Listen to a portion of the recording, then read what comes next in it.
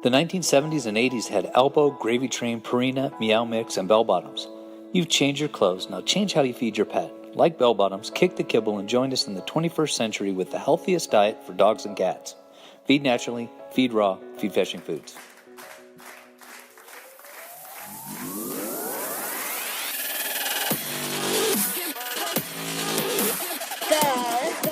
Groomer Next Door podcast.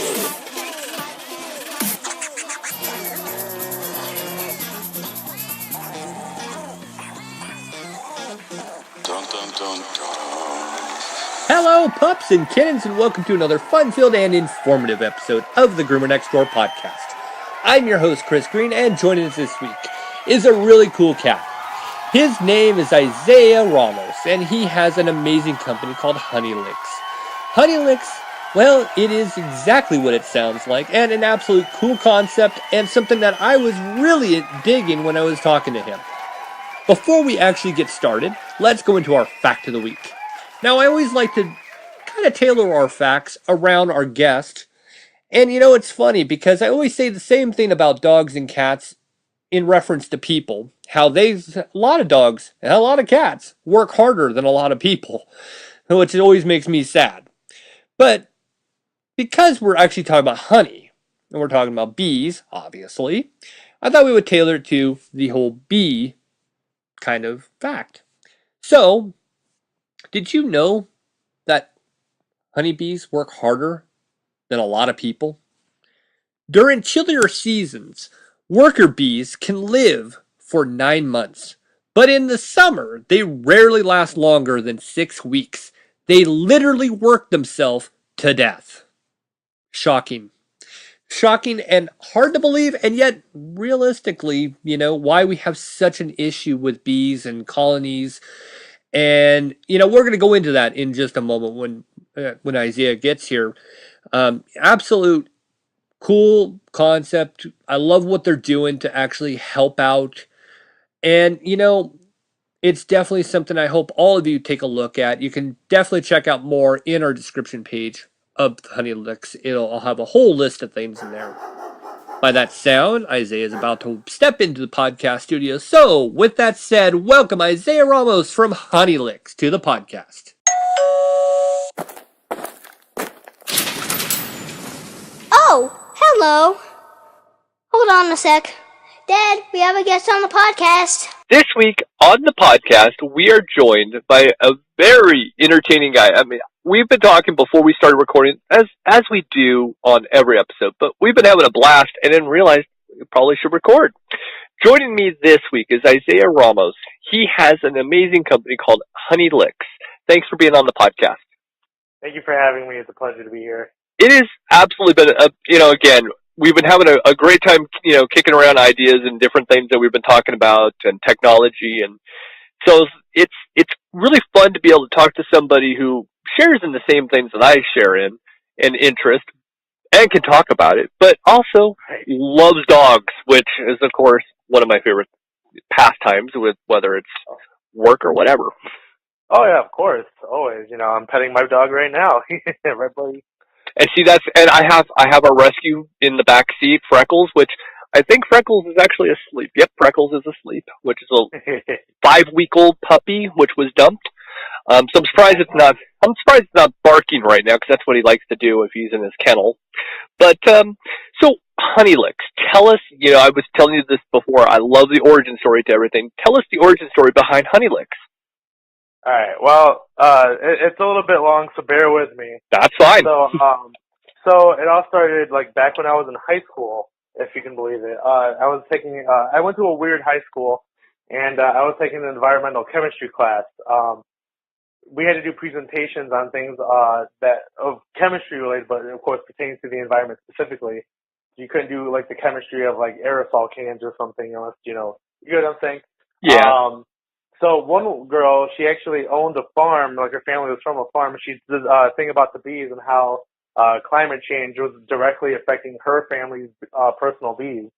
And then went on to talk about how they were dying off. The colony class disorder was really affecting them. And that kind of always stuck with me because she was really passionate about it. fast forward to when I go to college, I eventually settled on becoming a bioengineer. I got accepted to U of I for agricultural biological engineering, which, you know, it wasn't exactly what I wanted to do, but once I got to see, like, you could work stuff with biofuels, I was kind of content with it. Eventually, however, my family I couldn't really afford to finish college. My family's not really, you know, wealthy or anything. So, I took some time off to focus on work, save up some money to get back to school. And during that time, I started watching a lot of Shark Tank. I saw, like, all these cool ideas and gadgets and stuff, and I figured, you know, I think, like, the bottom line for me was that I saw an episode where this guy literally had a business where he just mailed potatoes, and he got a deal, and they're making, like, tons of money. Mm-hmm. So I thought I was like, you know, what, maybe there's something I should do, you know, like, maybe I can come up with something myself. Then, it kind of, like, occurred to me, Peanut has this issue. That's my dog, Peanut. He's a little chihuahua. Funny story there. I wanted a husky, but Mom said, no, I'm not taking care of that, because I was still in high school. So I was like, okay, fine. So she got the chihuahua for herself. And before I could pick my dog, he ended up liking me more than her. So now he's with me. But anywho, he has this problem. He's a bit of an older dog, and he lost his teeth. He has all but 2 teeth, or excuse me, he lost most of his teeth. He only has 2 teeth remaining. So, like, all the little bones and stuff that I used to give him to chew on, he can't chew them anymore. Like, literally, he gets tired of trying after a few minutes. He could barely handle an apple slice if I give him one. So he had this habit of licking me all the time. Like, me and my roommates were trying to, like, watch TV or play a video game, and just got to a point where you really couldn't ignore him, or you couldn't focus on what you were doing. So I had already been trying to play around with this idea of, like, a lickable treat for him, because when I looked up online, like, if it had already existed, what I had found had issues, kind of like what we were talking about before we started the podcast, where there was just, like, a lot of health issues with all the food and treats they were already putting out. One treat, I'm not going to name the competitor specifically, but their treat specifically has formaldehyde in it, which is the stuff you would use for, you know, preserving bodies and other organic materials. It was like, why is that in a dog treat? Like, I wouldn't want to eat that, you know? Right. So, but yet, you know, it's perfectly accepted, and, like, so it's like, no, I'm not giving that to Peanut. And after doing more research, I found that, like, raw honey is good for dogs, and on top of that, like, can be used as, like, a sort of substitute for making, like, a hard candy. So I kind of played around with the idea of making, like, a lollipop for dogs, and through trial and error, it kind of ended up becoming Honey Lick. Now, like, that was me personally. I'm not a chef or anything. I couldn't finalize the recipe because I got really close, but just I don't have the expertise, if you will. Eventually, I met my current business partner, Kim, who is a candy maker and pastry chef. And after I, like, spun the idea with her, she bought some honey herself, played around with it, and she got it to what it is now. So that's kind of how we got started. That's where we are now. Our treat is like I could describe it as kind of like a hard taffy. Like, if you push your finger on it, it'll give, but you can shake it around and it won't jiggle or anything. Yeah, and, like, when we were going for that lollipop consistency, we found that, like, if we really wanted to, we could do it, but we'd have to add artificial, like, stiffeners to, like, get it to that texture. And we felt like we didn't want to do that, so we decided to, like, just work around this, like, hard taffy texture and just go with it from there. Interesting. Yeah, because on the website I looked at the display, and it almost kind of had if you think about Carmax, the lip gel, that's kind of what it looks like. And I was like, oh, okay, this makes sense. So they can just, you know, lick it, kind of like a rain pop, if you would. Exactly. But it same concept in my mind. I'm like, okay, rain pop meets Carmax kind of thing. Exactly. Okay. And that's something we were playing around with too. When we were trying to, like, when we decided not to add artificial stiffeners, that we're like, well, okay, well, what if we keep it like gel-like almost, and then we could put it in a tube, kind of like a Carmax or like a push pop almost. But we started finding, like, the honey, if we don't put it in, like, a tight container, it'll start seeping through any little crack that it can get into. So when we tried the push pops, and that was a disaster. it got everywhere. So it's like, okay, this isn't gonna work. And then I think she tried the CarMax tube, but like you had to squeeze really hard, and it just kind of defeated the purpose. Right. So we just kind of settled on putting it in a bowl, and then all the consumer has to do is take the bowl off, and the dog just licks it right out of the bowl. Simple, and yet it's funny whenever you think about this, and everybody I've ever talked to, it's the simplest answer that they've come up to, but they've had to go through phase after phase to get to this point. It's kind of funny. Yeah. And we tried like playing around, like, what if we like kept it cold, and then like that kind of worked, but then like, okay, but most like dog stores don't have refrigerators. Right. Like, okay, we can't, and then it's not going to stay cold when we ship it to your door. So it's just, we went through a lot of trial and error, a lot of frustration. So we finally got something that worked. Well, at least you got something that works. Right. Of course, it was like the most simple thing we could have done the entire time. I've found that, again, that's exactly what everybody says. It's like, yeah, the outcome was the easiest thing ever, and yet we went the extreme. We tried everything that was going to be complicated, that didn't work, and then once we went to the simplest, that's what worked. Figure that out. Yeah, go figure. Right. So what are some benefits of honey with dogs? So, surprisingly enough, well, I guess it shouldn't be surprising, because if you think about it, like, we should be eating the same things as dogs. So the benefits that we get out of honey also affect our dogs as well, which is to say that raw honey, which is, I do have to know, we make it a point to use raw, unfiltered honey in our treats, not the kind you would get from like Walmart or Costco, because those kinds of honeys you would find at those kinds of stores are typically filtered out and then heated to a point where all those healthy benefits, which I'll get to in a second, are destroyed or taken out entirely. Raw honey has particles from the pollen and the flowers that the bees collect that can boost your immunity to seasonal allergies.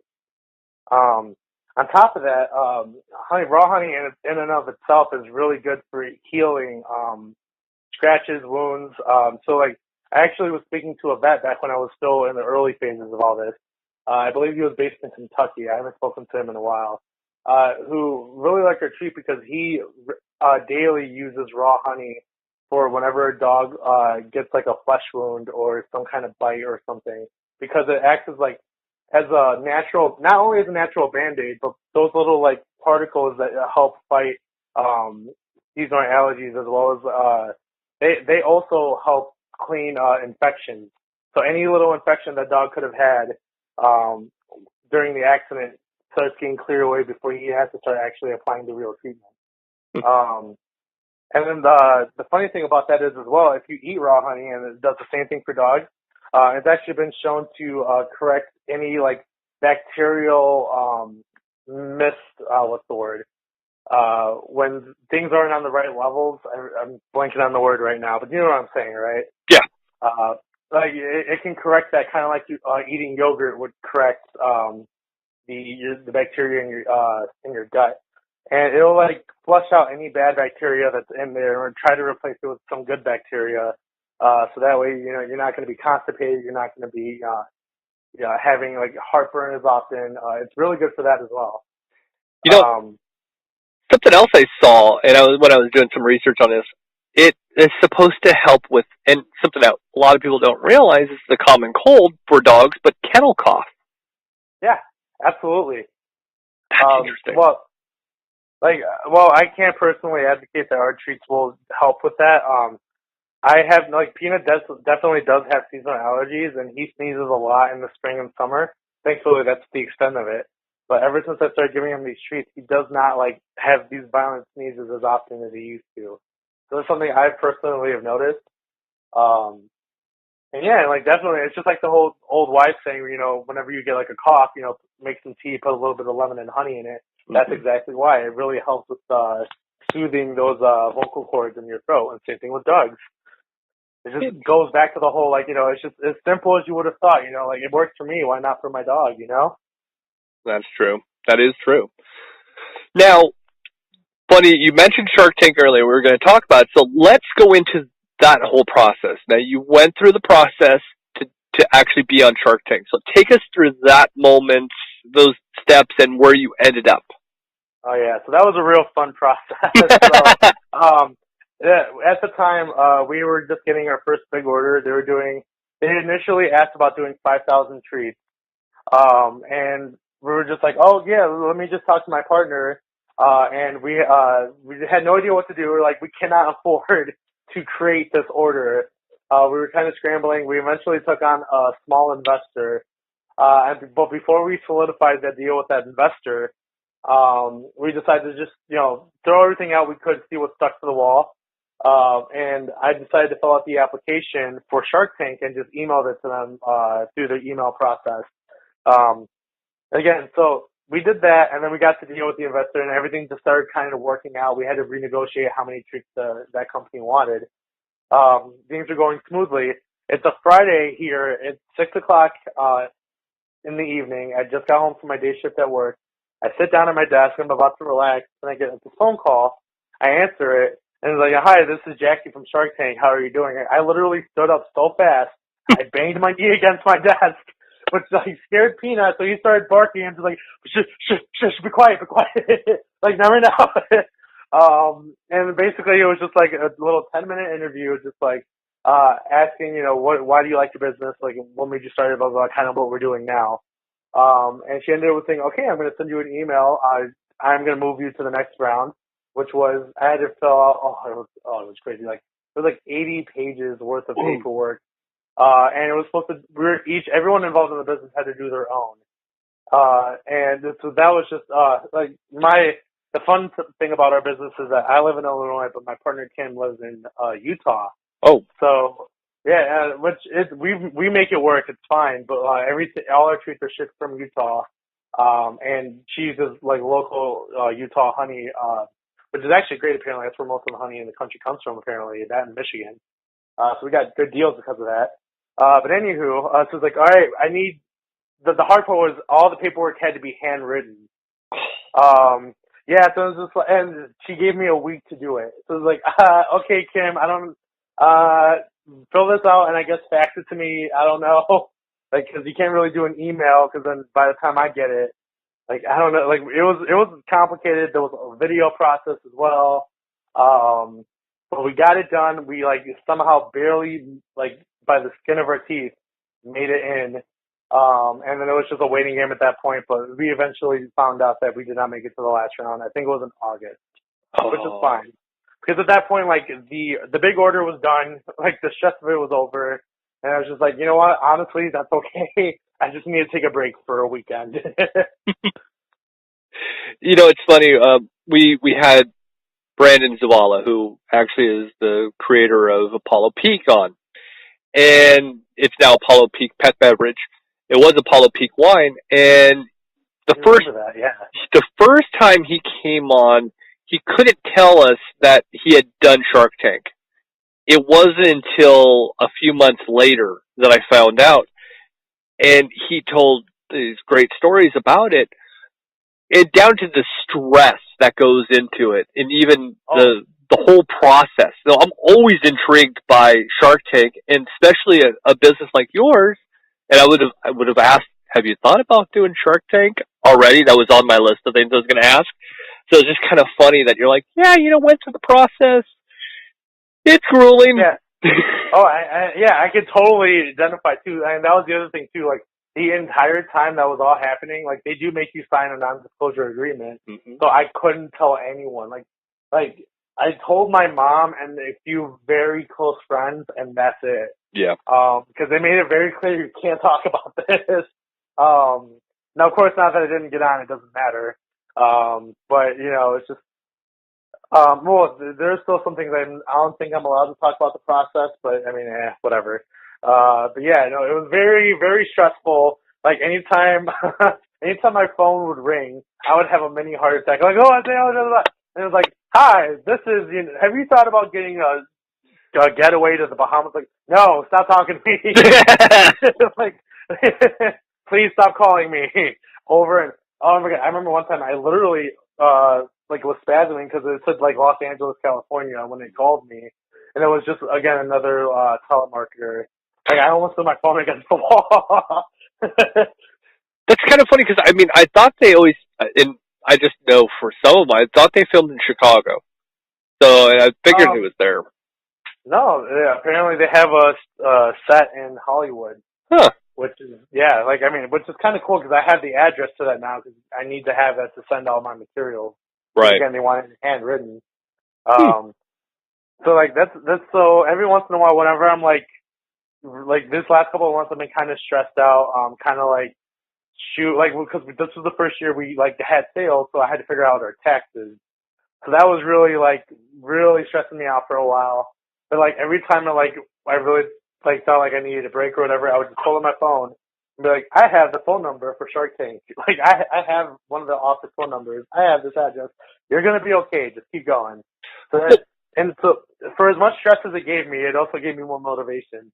But this doesn't mean that you can't go back and reapply. Oh, of course not. So the contact that I had, she had even said that, like, most people don't make it this far on their first try. Like, usually they don't even get a call back.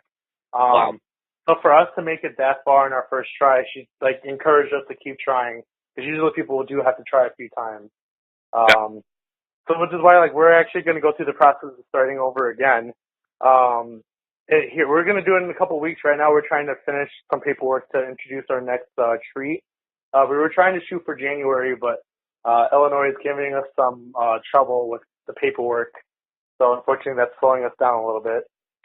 Yeah. It's very difficult to do anything that has to do with pet food, pet treats, pet beverage.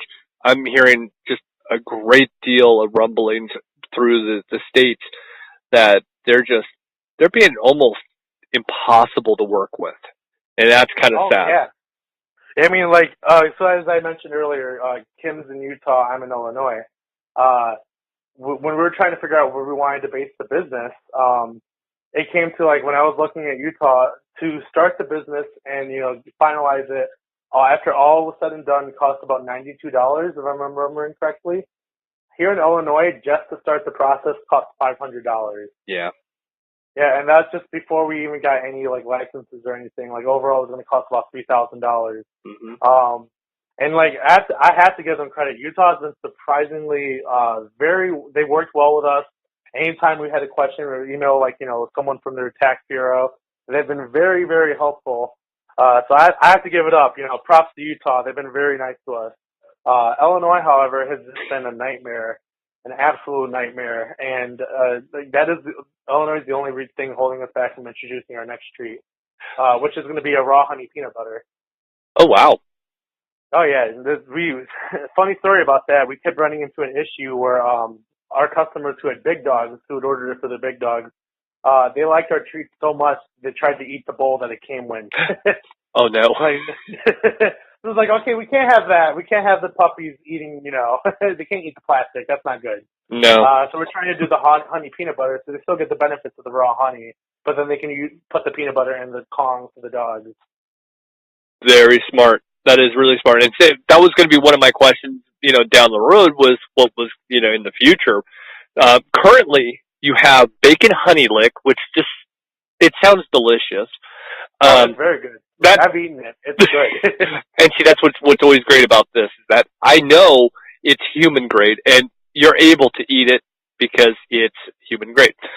Exactly. And then you have your plain, which is, again, it's honey, so, I mean, there you go. But bacon, was that a secondary idea, or was that your first one that you launched with? Well, we were going to originally launch with 3 flavors, but then we discussed it and realized, like, having too much variety at once can kind of really stretch us out too thin in terms of having to buy all the ingredients. Like, we're really working with pennies here. Like, we're very much struggling to just keep the business afloat. Well, not anymore, thanks now that we got that big orders coming through that company. But this is back then.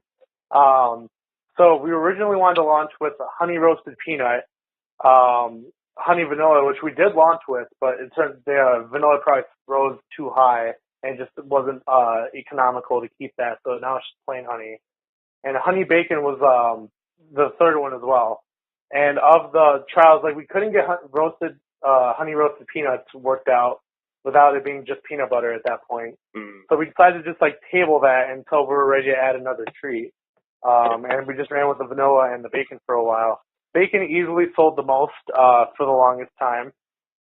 We actually had a high profile client who she bought on our website you can buy one of each, and she gave them both to her dogs, and the dogs destroyed the bacon one. They didn't really touch the plain one.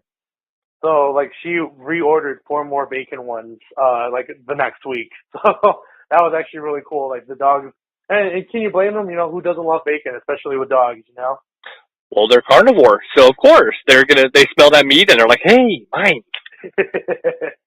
Yeah. So that's always been funny to get that feedback. Like, oh, they love the bacon ones, and they like the plain one too. like, oh, I'm sure they did. I like that. And, you know, one thing that we're kind of burying the lead here, and that is portions of the profit goes to Planet B Foundation, which is an amazing, amazing contribution that you're doing to make sure to help. Because going back to what your story started with, back in high school when you heard about this whole issue with bees, and right. So it's kind of cool how you brought it back. Right, yeah. I thought I was leaving something out there for a second. I was like, no, there's another part of the story I'm forgetting. Yeah, so when it came time to, like, you know, we were starting to actually start making money, I talked to Kim about it. I was like, okay, so I know you like helping people, and so how would you feel about if we did this? Because it directly relates to our business, and, you know, it's something that needs help. And she absolutely loved it. When we were looking through possible organizations, we saw that we found the Planet B Foundation. Not only do they help rescue hives and keep their own hives as well, but some of the money some of the money they get donated to them is used to go to elementary schools and teach children the importance of bees. That's cool. I thought was really cool because I like, especially with all the education problems we're having now. I thought that was awesome that they were doing that. So like we went full straight ahead. And it just ended up, everything aligned so well to work with them, because we didn't even think about this at the time. But like, just think about it. When you think dog treats and dog related products, when they donate to stuff, what do they donate to? Like the ASPCA or the Humane Society or something on that level. Right. I donate to the Planet B Foundation. That kind of makes us stick out a little bit. Because yeah, you know, we're about dogs and we care about dogs, but also there's this other thing that we should shed more light on that doesn't get as much love as, you know, our friendly little furry buddies over here. Right. And, you know, now, I don't know if you've seen it, and it's such a massive episode, but on Netflix, there's the little doc, a multi-series doc on, called Rotten. And it was funny because the very first episode was about honey and bees. And it was amazing. So I have not. I have to look into that. Oh man, it's the very first episode, and it catches you right going, what? I think there's only like 7 episodes in that series in the first season, and that's all that they've produced so far. But man, that first one, I thought about when I was doing this whole research and getting ready for this interview. I thought about that because it is just, you'll sit there and watch that hour-long episode and just be like, wow. It is cool. Rotten? Rotten. Rotten, you said? Yeah, Rotten, Rotten. And it's a Netflix production. It was on the main part of Netflix when you first turn on, but I mean you could just search it out. And again, being the very first episode, it was just whoa. And you really start to get, you almost kind of think to yourself, oh my God, what can I do for bees? Because there's just such a problem, and you're doing something to actually help the cause. So that's kind of cool. Thank you. Although I can't really take the credit. All I'm doing is giving some of our money to them. They're the real heroes. They're the ones going out there actually rescuing the beehives. They go as far as to bring beehives to those schools, and then they have little beekeeper suits for the kids so that they can actually interact with the bees. So like. I appreciate you saying that. I'm not the one that wears the cape in this situation. I'm the guy in the back cheering them on. Well, I mean, it's funny because our ecosystem is getting destroyed in so many different ways, and we got to do something. We got to make some kind of contribution to fix some of the problems that have happened, and you're doing so, which that really is an amazing thing. So, not only will our dogs have an amazing treat, but it's going to help that cause. So that's cool. That it's a win-win. Which it helps overall with the world's food because you may or may not know this. Bees are directly responsible for 2/3 of the food that we eat. Mm-hmm. And so like forget about us. Like if we don't have enough food to if we can't grow all that food, we can't even feed our own dogs. Right. So it just helps everyone. It helps everything. It all comes back to you. Just gotta. Yeah, you get what I'm saying. I do, and what's funny is that it all started back in high school with you, and it came full circle. Which I think that's almost kind of life. If you look at it, a lot of things do come full circle, but you can see it, which is kind of fun too. Right, exactly. It's just like it was kind of going back to the whole I have the phone number for the office. Stuff like that. In high school, you remember being inspired by her, and you never thought of it beyond that. And look who you are now. You're basically her 20-minute little presentation has affected you this much. It's like the domino effect. You really don't know what you're going to come across in life that's going to really just make you take a turn. Right. It's kind of funny how that works. Yeah. Now, one of the things that your actual website says is it for dogs 12 months and up. Right. Right. I should explain that. So it's kind of the same idea that you wouldn't give caffeine to your toddler. You shouldn't give raw honey to a puppy, or even babies for that matter, because how it boosts your immune system for seasonal allergies is that it takes those pieces of pollen and distributes them in your body so they can create the antibodies that help fight against it. When you're a baby or a puppy, your body is still trying to grow and try to figure out how it wants to do things. Right. So just like if you give a toddler caffeine when they're still growing, their body will become oh, we don't need to naturally make caffeine. This kid is getting it regularly from an outside source. So the body kind of reaches a point where it lowers or stops producing natural caffeine within its body. Same thing with pollen, or the antibodies for pollen that affect seasonal allergies. If we keep giving puppies and babies the raw honey, it'll think, oh, I don't have to worry about this. I'm going to keep getting it from an outside source. And it'll just stop production or slow it entirely, which is really bad for them as they get older because, they can have severe, allergies. And of course, when they get to, senior level, that can be life-threatening to a degree. So, even though the research that I have looked into, the market research and the actual science of it suggests that they should be okay by the time they're about 8 months. Just to be sure, we're suggesting 12 months or older. Very smart. Yeah, precaution. Always err on the side of caution. That is always smart. Another interesting question that I saw was I gotta ask. It says can't ship to New Mexico. What is New Mexico doing wrong now?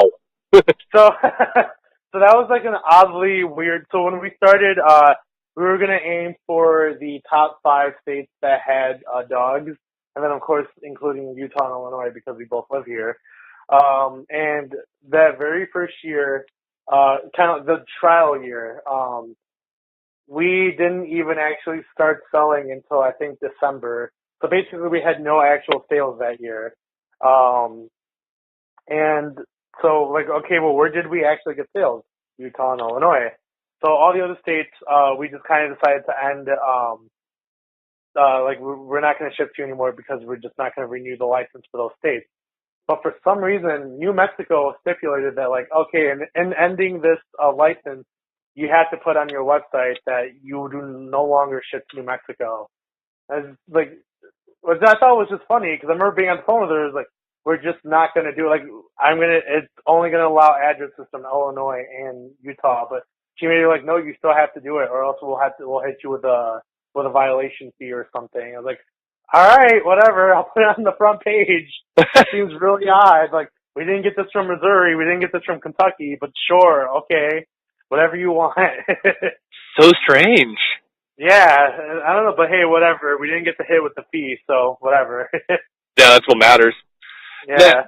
One of the only things I have in my questions, I was curious because I know it's not really feasible, but I was wondering with cats, is there ever going to be a possibility to do something with cats, knowing that they are carnivore and digestion of honey is difficult for them?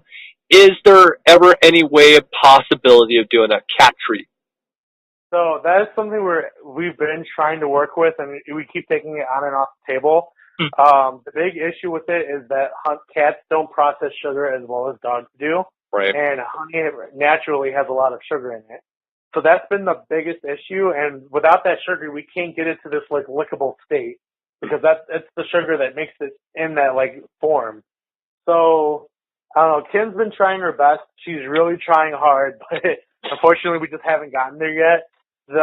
What we're planning to do after the peanut butter, and this could also apply to cats if she does it the right way, we wanted to do soft chews.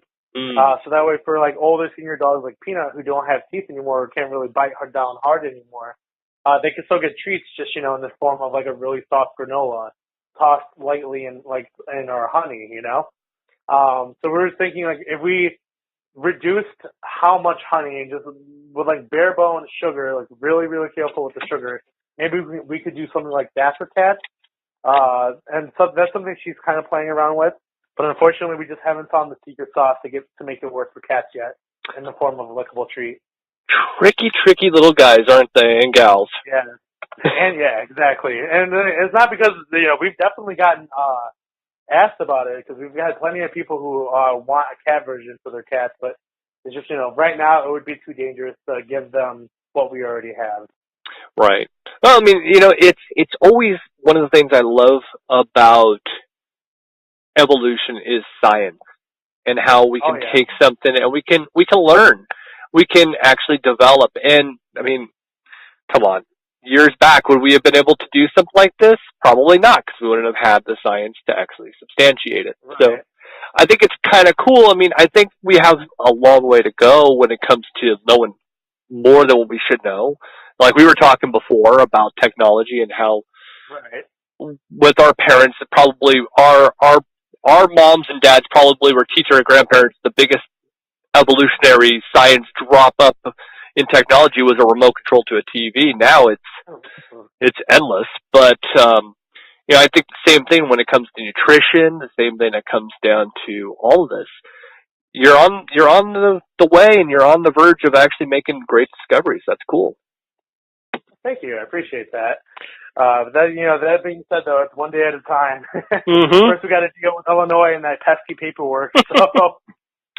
Yeah, what is up with Illinois? I mean, seriously, it's one of the states that has just so many question marks. It's kind of bizarre.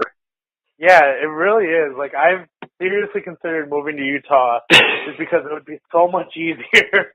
Because, again, Utah, got to give it up to Utah. They've been very helpful throughout this whole process. Whereas Illinois, like, case in point, we can't do the peanut butter yet because I sent them a letter in November to get it approved for this year. And we just got the letter 2 weeks ago saying, oh, you didn't date this one page, so we can't accept it. Also, now it's too late. So this is like, come on, are you serious? Like, it's been a nightmare. And I don't know what's worse, Shark Tank or Illinois right now in terms of stress. I'm going to go with Illinois. Yeah. Just saying. Now, obviously you have an online option. Are you in stores? We were in a shop for a little while. She hasn't reordered in a bit, but to be fair, she got our very first, like, basically our alpha prototype. And so I don't think that, like, we were still figuring out our packaging, so I don't think that helped very much. And even now we're still making, like, final designs for our packaging, which has been more of, like, a money issue, just trying to get all the money to find a co-packer who can do all this for us within our budget. But aside from that little shop in Utah, we actually have talked to, have you heard of Kreisers at all? No. It's a chain that started in Chicago and now they're in every major city. I spoke to the CEO who was actually very interested in our treats because you don't really see honey in dog treats at all. And he gave us very specific things to fix about the packaging. So that's a discussion we have on the table right now. We just need to finalize our packaging with a co-packer, get everything up to speed, and we can talk to them again. I believe, if I remember correctly, we were discussing starting in one of his stores in a Chicago suburb and growing from there. And if it works in Chicago, then we'll start somewhere like Austin. I think that's the one. I know they have it in Seattle too. I forget exactly which cities, but so that's something we're working on. But our packaging very much screams homemade, and he wants it to look more professional. It's kind of what it comes down to. Yeah, and I can completely understand getting everything, the lines on the details, everything, every little minute detail in a store. It's detail oriented. Every line has to be crisp. Everything has to be perfect. The font. It is a pain in the butt. Oh yeah, absolutely. Well, let us know where anybody can actually go and purchase the product. Oh yeah. Right now we can only ship to Illinois and Utah at the moment, unfortunately. Excuse me. We just got approved in New Jersey, so we can do Illinois, Utah, and New Jersey. California is still pending, so hopefully that'll go through soon. Darn them Californians. Well, that was so far that's been, we haven't heard anything back yet. There's nothing wrong with that. It's not like Illinois, we're just like, no. just cause, no. It's almost sounding kind of like when I had CBD on. It's almost kind of like you're shipping drugs to our state. We can't have it. It's honey. Come on. Yeah, it's so bizarre. It's crazy. Wow. And especially in Illinois, it actually works. We have to report how many tons of it we sell because they lump it together with animal feed laws. So, wow. How many tons did you sell this year? We sold 80 treats. That's maybe 10 pounds. Wow. It's ridiculous, but we have to put it in terms of tons. So, it's bonkers. Wow. Who would ever have thought it was that complicated? Yeah. No, and it's still, every day, it's still oh, now there's this. Great. Now, are you still in contact with that girl from high school? No, so funny enough, she, a lot of my classmates from that high school have led very interesting lives. She, last I heard, is actually teaching English in Russia right now. Yeah, so it's been really funny to hear where we've all ended up because it was a weird high school to begin with. It was kind of like a magnet school for all of Illinois. You could live in anywhere within Illinois. You can go to this high school if you had the right grades or whatever. So it's been very interesting to keep up with certain people to see where they're at now. And that's where she is. She lives in Russia now, of all places. You need to send her a message to say, you are to blame for this. My obsession with bees and honey is because of you. And look now I'm having issues with Illinois because of you. Blame all the downfall. Good job, Sarah. You really did it. Well, is there anything that we didn't cover that we should be covering? No, I think we hit about everything. I tend to I kind of go off the rails sometimes, as you've seen by now, and I can kind of gloss over details, but I think we hit every major point. I'm very much the same. I all of a sudden will be in conversation with something, topic, and then shiny red ball, and that's where I'm gone. I do it all the time. All right, well, Isaiah, thank you for being on the podcast. This is Chris Green. Have a pet-tastic week. Bye-bye, everybody. Okay, gotta go in my bedtime.